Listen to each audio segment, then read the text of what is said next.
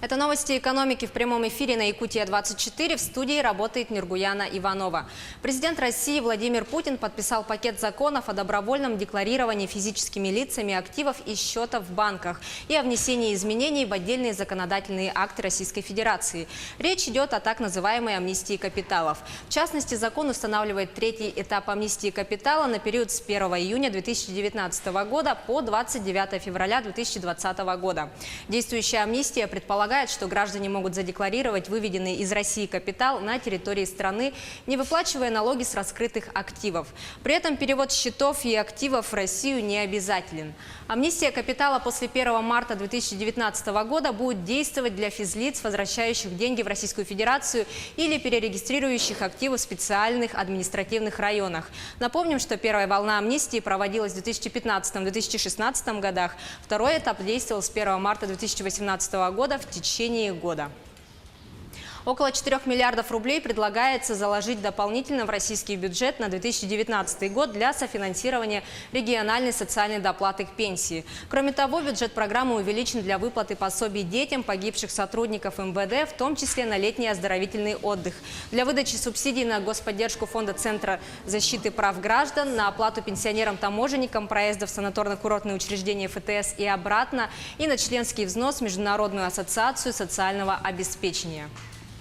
Минвостокразвития и Арктики разработала проект федерального закона о государственной поддержке инвестиционной деятельности в арктической зоне Российской Федерации. До 10 июня документ должен быть внесен в правительство России. Законопроект создает механизмы экономического развития Арктики, предусматривает целый ряд административных преференций, которые уже показали свою эффективность на Дальнем Востоке.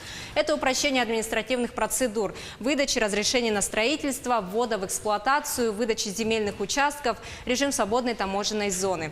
Обсуждается возможность изменения механизма прохождения государственной экспертизы. Порядка 135 миллионов рублей выделят в этом году на поддержку якутских фермеров и сельхозкооперативов. Средства выделят в рамках нацпроекта по поддержке малого и среднего предпринимательства и направят на создание 27 фермерских хозяйств и 54 рабочих мест.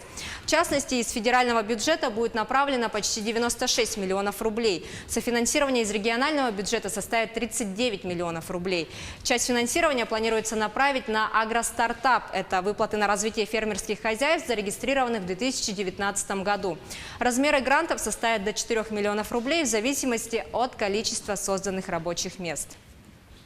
В Якутии компания УК «Опека» намерена вложить порядка 1 миллиарда рублей в строительство современного дома престарелых, пансионата для пожилых людей. Сопровождение проекту оказывает агентство Дальнего Востока по привлечению инвестиций и поддержке экспорта.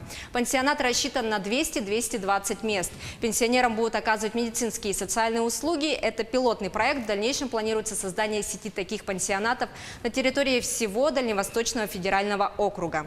Сейчас в Якутии социальные услуги пожилым и инвалидам в стационарной форме обслуживания оказывают 21 учреждение, включая 16 домов, интернатов и 5 психоневрологических интернатов.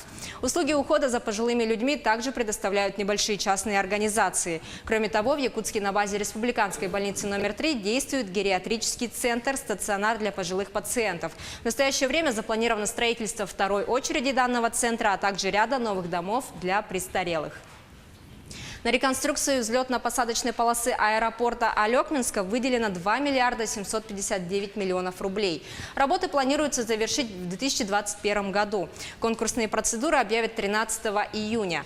Отмечается, что в 2019 году ограничений по классу воздушных судов не будет. На данный момент аэропорт принимает воздушные суда Ан-72, Ан-74, Ан-12, а также вертолеты всех типов. Центробанк покроет лаком купюры номиналом 100 рублей. Тестовую партию из 4 вариантов банкнот, отличающихся видом лакового покрытия, выпустили в обращение в 2016 году. Степень износа этих банкнот отслеживалась по серийным номерам. Отмечается, что оборудование Банка России позволяет учитывать до 80% всех банкнот, поступающих из обращения, и отслеживать их износостойкость. Это дает возможность Центробанку определить наиболее качественное лаковое покрытие, которое продлевает время их обращения в несколько раз, окупая затраты на технологию. На этом у меня все. Оставайтесь в курсе экономических событий на Якутия-24.